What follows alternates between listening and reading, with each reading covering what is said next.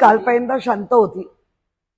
का होती तर एक महिला काय म्हणते, कारण शेवटी महिलेच्या म्हणण्याला पण, परंतु ही जी मुलगी आहे सून, ती आता सपशेल खोटं बोलते असं माझा रिअली. का ती नवऱ्याबरोबर 8 ते 9 वेळा परदेशी वाऱ्या झालेत. त्यांच्या लग्नाला काहीतरी 8 ते 9 वर्ष होत आली आहे. आणि इतका म्हणजे त्यांच्या इंटरनल काय असेल, ही क्षमता आहे नाही आहे हे कळायला तुला 8 वर्ष लागली. त्याच्यामुळे मला वाटतं जे कायदे कानून केलेत, जे खरंच पीडित आहेत त्यांना न्याय अशामुळे विलंब होऊ शकतो. आणि जो वकील आहे तो स्पष्ट फोटोत किंवा त्याचा संपूर्ण डाटा तो भाजपचा पदाधिकारी आहे. मग हा डाव नाही का? एखाद्या कुटुंब वत्सल माणसाला म्हणजे सासू सासरे यांना तुम्ही आयुष्यातून उठवणार असाल, ही गोष्ट मला वाटतं कायद्यामध्ये आहे.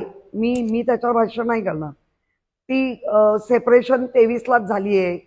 23, 24, 25, 26 का उजाडलं? त्याच्या आधी एकत्र होते. त्यांच्याकडे सगळे फोटोग्राफ्स आहेत की 8-8 परदेशी वाऱ्या होत्या.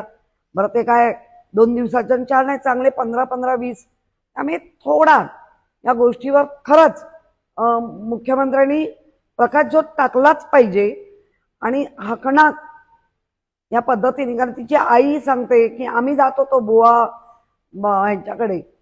मुळात ह्याच्यावरती काय म्हणजे मग तुम्ही पण एक स्त्री होता ना, का नाही तेव्हाच कडाडून विरोध केला? काय असतं, म्हातारी मेलेल्याचं दुःख नाही, काळ सुकावतो. त्यामुळे मला वाटतं याच्यावरती सखोल खरंच चौकशी करा. आणि जे दोषी आढळतील, मग मुलगी का असेना म्हणजे कोणी, त्यांच्यावर तुम्ही करा ना.